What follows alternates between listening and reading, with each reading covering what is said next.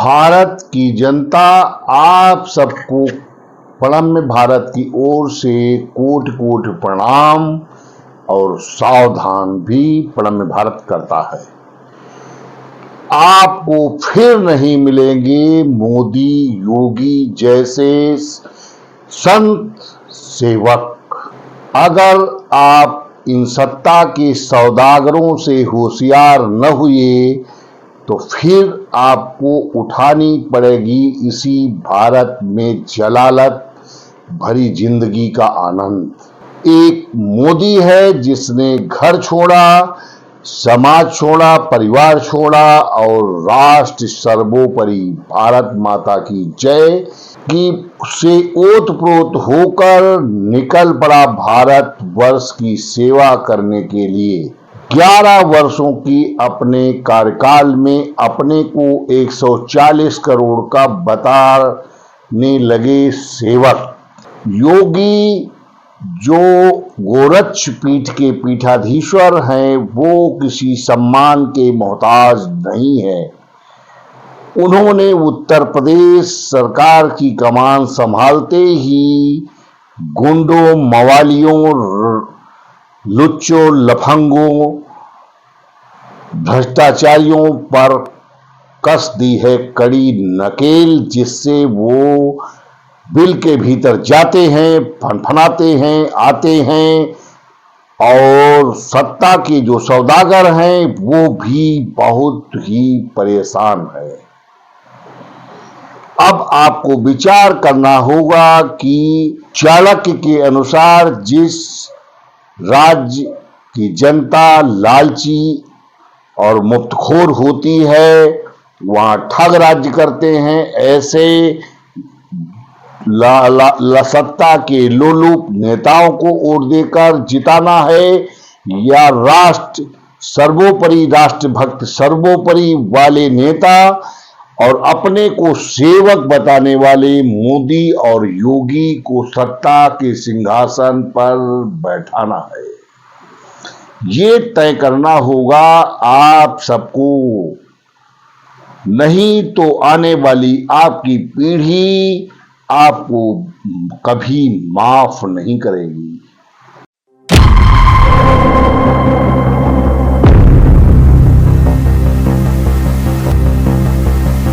दर्शकों प्रणाम, सलाम, सत श्री अकाल। आप देख रहे हैं प्रणम्य भारत का खास शो ज्वलंत मुद्दा। आज ज्वलंत मुद्दा में एक मुद्दा मैं लेकर हाजिर हुआ हूं। फिर नहीं मिलेंगे मोदी योगी जैसे संत सेवक के रूप में। सत्ता के सौदागर आपकी वोट का सौदा करके सरकारें बनाएंगे, देश की अकूत संपत्ति लूटकर करोड़पति बन जाएंगे, लेकिन आप ठगे जाते रहेंगे। अभी सावधान हो जाइए, समय है इन नेताओं की ठग रूपी योजनाओं, खटाखट, फटाफट, झटाझट योजनाएं जैसे ये बता रहे हैं, जिन प्रांतों में इनकी सरकार है वहां ये दे नहीं पा रहे हैं। वहां वादा तो कर लिया लेकिन अब वहां पेंशन, वेतन और जो बुजुर्गों की पेंशन एक छतरी होती है उसको भी रोक दिया है।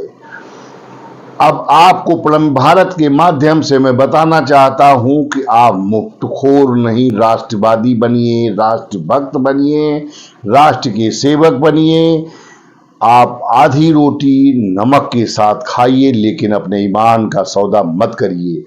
आपकी वोट भारत का भविष्य निर्धारित करती है कि भारत का भविष्य कहां जाएगा, ये आपकी एक वोट निर्धारित करती है। दर्शकों आपको अवगत करा दूं कि भारतीय जनता पार्टी के पूर्व प्रधानमंत्री पंडित अटल बिहारी वाजपेयी ने एक वोट नहीं खरीदा था और सत्ता गंवा दिया था और उन्होंने कहा था कि मैं ऐसी सत्ता को चिमटे से भी छूना पसंद नहीं करता। मैं उन्हें राष्ट्रवादी मानता हूं, राष्ट्रभक्त मानता हूं। अब वो दुनिया में नहीं है। मैं प्रणम्य भारत उन्हें सजल श्रद्धांजलि पूर्ण सतत प्रणाम करता है, नमन करता है। ऐसे राष्ट्रभक्तों से भारत की धरा न कभी खाली हुई है, न कभी खाली होगी। सत्ता के सौदागर 1947 में भी थे और आज भी हैं। ये नाग हैं, सपोले हैं। कभी आप इनसे पूछिए कि 2 बेर खाते थे, आज 2 बेर नहीं खाते। आप अरबों रुपए की संपत्ति कहां से ले आए? इनसे जनता को खुलेआम चेतावनी पूर्वक पूछना चाहिए। आपके गांव जब ये शहर में वोट मांगने जाएं तो आप इनसे पूछिए कि आप मुझे मत कुछ दीजिए, मत कुछ बताइए। शिक्षित युवाओं को पूछना चाहिए। जो इस समय की शिक्षा है वो नौकरी की मानसिकता को जन्म देती है। मालिक बनने की मानसिकता का वो घोतक नहीं है। इसीलिए भारत का युवा भी जो है वो नौकरी पाने के लिए लालायित है और मालिक बनने के लिए कभी नहीं सोचता। उन युवाओं से प्रार्थना करके कहता हूं कि नेताओं से पूछिए कि मुझे नौकरी नहीं चाहिए, लेकिन आप ये बताइए कि आप 25 वर्ष पहले आपका कच्चा घर था, आज ये करोड़ों रुपए कहां से आ गया? भारतीय जनता पार्टी में लोग भ्रष्ट हो सकते हैं। लोग आयातित हुए हैं विभिन्न दलों से। एक बहुत बड़ा संगठन जो होता है वो सरकार के साथ चला जाता है, वो किसी दल का नहीं होता। मैंने कई बार अपने एपिसोड में बताया है, जनता आपको सावधान किया है कि ये नेता नहीं, सत्ता के सौदागर हैं, आपके सेवक नहीं हैं, लेकिन आप बार बार ठगे जाते हैं। ये मुझे पीड़ा होती है कि आप एक वोट जहां वो दे देंगे मैं दे दूंगा। अरे वो क्या दे देंगे? वो अपना घर बेच देंगे, वो अपनी बेटी बेच देंगे, मैं भी क्या बेच दूंगा? मैं अपनी वोट की चोट से इन नेताओं को नष्ट नाबूद करूंगा और राष्ट्रभक्ति का अपना परिचय देकर। योगी और मोदी जैसे नेता समाजवादी पार्टी में भी बहुत हैं। हर दल में अच्छे अच्छे नेता हैं। बिहार के सांसद, समाजवादी चिंतक हुकुमदेव सिंह सांसद रहे, उनकी मुझे बातें बहुत याद आती हैं। वो अपनी गरीबी का जब बखान करते थे और बड़े होटलों का बखान करते थे और कहते थे कि मैं वापस आ गया, तो उनका वास्तव में समाजवाद प्रणम्य करने के योग्य है। लेकिन ये समाजवाद के नाम पर सत्ता के सौदागर जो पीडीए, कभी ये समाज में विघटनकारी नीति, खाली सत्ता पाने के लिए सत्ता आती हैं, जाती हैं, चली जाती हैं। सत्ता आएंगी, चली जाएंगी, बनेंगी, बिगड़ेंगी। आप पैदा हुए, मर जाएंगे, आपके लड़के आएंगे, आपके पोते आएंगे। ये सृष्टि की रचना ऐसे ही चलती रहेगी। लेकिन राष्ट्र की भावना सर्वोपरि।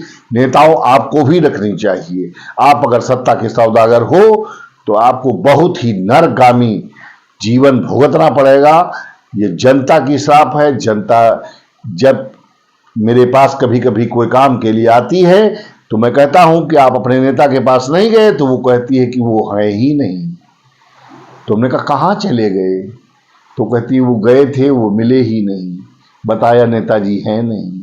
अब विधायक सांसद जब अपने क्षेत्र की जनता का समाधान नहीं करा सकते तो ये देश का क्या करेंगे? इनका उद्देश्य अधिकांश 90% देश के नेताओं, हर दल में नेताओं का एक ही उद्देश्य है, अरबपति बन जाना। पैसा, धन, संपत्ति, संपदा, संसाधन से युक्त जीवन हो जाए। कुछ लेकर नहीं आए थे। नेताओं, ध्यान रहे कि आप क्या हैं। आप कभी विचार करिए। पहला देश का प्रधानमंत्री माननीय नरेंद्र मोदी जी हैं। वो सेवक बन के आया है, आपकी सेवा कर रहा है। अपने लिए एक भी नमक का टुकड़ा नहीं सरकार से ले रहा है। आरटीआई में आम आदमी पार्टी ने पूछा था, वो आरटीआई मेरे पास है, कि क्या मोदी जी सरकारी कितना खर्च करते हैं, तो आरटीआई में उन्हें लिख के मिला कि नमक का टुकड़ा भी वो नहीं खाते। वो अपनी वेतन से ही अपना जीवन पार्जन, क्योंकि अकेले हैं। पत्नी उनकी, जो बहुत पहले ही उन्होंने कहा था कि मुझे राष्ट्रभक्ति करनी है, आप भी शिक्षित होइए, वो अध्यापिका है, वो अपना जीवन गुजर बसर गुजरात में कर रही हैं। उनको किसी चीज का कोई लालच नहीं है। गुजरात के मुख्यमंत्री रहे तो जो पैसा उनको वेतन के रूप में मिला वही छोड़ के वो चले आए, तो वही गुजरात में ही दे दिया। योगी जी मठ में रहते हैं, मठ में खाते हैं और उत्तर प्रदेश की सत्ता में विराजमान हैं। अब ये कहते हैं कि हमारा मकान धुलवाया। अरे भाई, आप मांस खाते थे या नहीं खाते थे, आप क्या करते थे? तो एक संत है, उसकी एक परंपरा है, वो उसने अपना धुलवाया, साफ कराया, साफ कराने के बाद चटाई लेके लेट गया। तो संत, ये तो आप नहीं कह सकते कि 28 एसियों के साथ वो रहते हैं। अब सुरक्षा के दृष्टिकोण से सुरक्षा तो सरकार का देने का काम है। वो कोई भी रहेगा, तुम भी, आप भी रहे या बसपा की सरकार रही, एनडी तिवारी रहे, अरे अनेक कितने मुख्यमंत्रियों के नाम उत्तर प्रदेश में गिनाऊं या भारत में प्रधानमंत्रियों के गिनाऊं, गिनाता ही रहूंगा, रहे, उनको प्रोटोकॉल है एक भारत के संविधान का कि इतने आपको सुरक्षा मिलनी है। लेकिन जनता, मैं फिर कह रहा हूं कि इन ठगों के बहकावे में मत आइए। खटाखट फटाफट ये कुछ नहीं दे पाएंगे, क्योंकि इन्होंने कोई अनुमान ही नहीं लगाया। जीडीपी की बात ये इनको मालूम ही नहीं, इनको कुछ पता ही नहीं है कि देश कैसे चलेगा, कितना, पूरे प्रदेश की आय क्या है, खर्च कितना होगा, किस पे कितना खर्च होगा। कोई नई योजना अगर आप जनता के लिए लाते हो तो उस पर कितना खर्च होगा, वो कहाँ से आएगा, उस पर कोई दिक्कत नहीं, उस पर कोई विचार नहीं करना, सिर्फ सत्ता लोलुप है। मैं राहुल गांधी जी से अपेक्षा करना चाहता हूं कि आप सेवा करिए, प्रधानमंत्री बनिए, अच्छी बात है, लेकिन जनता को इस प्रकार के वादों से ठगी मत करिए, ठगिए मत कि खटाखट आ जाएगा। कहाँ आ रहा है? आप जिस प्रांत में आप आंध्र प्रदेश में दे रहे हैं वहां पेंशन और वेतन सब रुक गया है। अब आपका मुख्यमंत्री कह रहा है कि वहां का पेंशन वेतन सब जनता, वो हमारा सब ठीक हो जाएगा, उसके बाद मैं दे दूंगा। क्या ठीक हो जाएगा? पेंशन एक वृद्ध व्यक्ति और रिटायर्ड व्यक्ति की छतरी होती है जीवन की। आप पेंशन नहीं रोक सकते। अगर कोई न्यायालय चला जाए तो आपकी खटिया खड़ी हो जाएगी। आप पेंशन नहीं रोक सकते, वेतन आप भले रोक दें, लेकिन आपने उन पेंशन, बुजुर्ग रिटायर्ड कर्मचारियों की पेंशन भी रोक दी, लेकिन आप खटाखट आप देने के नाम पर वहां जीत लिया। लेकिन आप ये ध्यान रखिए कि भारत की जनता बहुत होशियार है। आपकी एक बार भले ही बहकावे में आ जाए, लेकिन बार बार ये आने वाली नहीं है, क्योंकि ये बार बार आपके बहकावे में नहीं आएगी। ये सच जानती भी है और एक बार ठगी का शिकार हो सकती है। मैं पुनः 140 करोड़ देशवासियों से अपील करता हूं प्रणब भारत के माध्यम से, मेरी कोई पार्टी नहीं, मेरा कोई दल नहीं, मेरे सब मुझे दिल में रखे, मैं सबको दिल में रख रहा हूं, लेकिन राष्ट्रहित सर्वोपरि। राष्ट्रहित से बड़ा कुछ नहीं, राष्ट्र से बड़ा कुछ नहीं, धर्म भी कुछ नहीं है, राष्ट्र ही धर्म है। राष्ट्र धर्म से बड़ा कोई धर्म नहीं है। अगर ये भावना नेता में पनपती है तो वो सेवक है। लेकिन ये सेवक, ये नेता, सांसद, विधायक, ये अपने को सेवक मानने को तैयार ही नहीं है। ये सत्ता के सौदागर तो हैं ही, लेकिन ये अपने को शासक मानते हैं। ये इनकी मानसिकता ही खराब है। लेकिन प्रधानमंत्री नरेंद्र मोदी जी अपने को 140 करोड़ देशवासियों का सेवक कहते हैं, जबकि एक भारत का विशेष वर्ग भारतीय जनता पार्टी को वोट नहीं देता।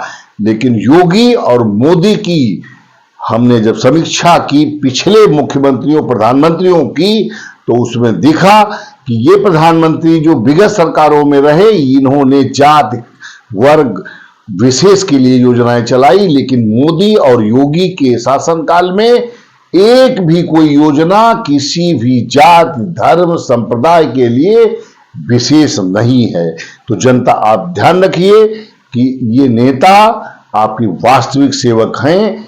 अगर आपने इन्हें खो दिया तो पुण्य पुण्य पछताए फिर का होई, जब चिड़िया चुग गई खेत, जब चिड़िया खेत चुग जाएंगी और सत्ता कहीं इनके हाथ में आ गई तो पछताए पछताए पुन पुन पछताओगे और याद करोगे कि परम भारत पर एक अपील परम भारत ने किया था, उसका हम लोगों ने ध्यान नहीं दिया। मैं किसी दल का समर्थन नहीं करता।